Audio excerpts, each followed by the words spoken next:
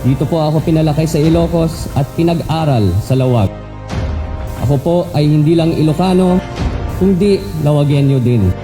At dito po ako namulat kung gaano kamahal ng mga Ilocano ang aming pamilya. He will be the best prepared first-time congressman that ever sat in the House of Representatives. Nasaririt. As a result, I have been given the opportunity to be active here in our province, meeting leaders from various sectors, providing relief and livelihood assistance to cities and municipalities, as well as distributing COVID-19 PPE equipment and supplies to our hospitals and frontliners. Natakneng. Through my extensive work experience in the House of Representatives as the Political Affairs Officer of the Majority Floor Leader, coupled with my Master's in Development Studies and Economics, I am confident that I can do my job well as a legislator and help with the economic recovery of the 1st District. Nasaririt. Tulad sa sinabi ng tatay ko lagi, my last name has never been a disadvantage and never will be. Gusto ko din sabihin sa tao na tignan nila yung qualifications ko, wag lang apelyido. Tignan nila kung ano ginawa ko, kung ano yung platform ko, kung paano ako tatakbo, kung how my congressional term will be.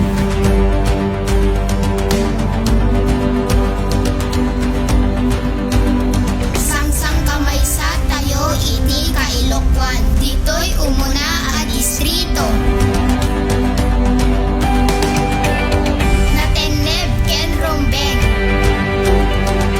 Sa aking pag-iikot at pakikipag-usap sa ating kakailian ay iisa lamang po ang kanilang payo.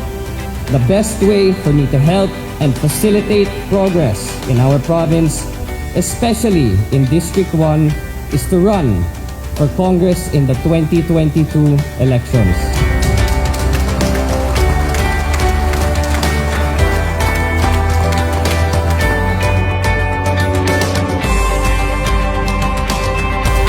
Kaya kung hindi pa po maliwanag, tatakbo po ako bilang diputado ng unang distrito ng Ilocos Norte. What you see standing before you is a very proud father.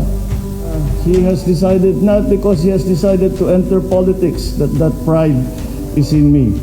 It is because, much more importantly, he has turned out to be a young man of character and honesty and intelligence, and that is a parent cannot ask for more.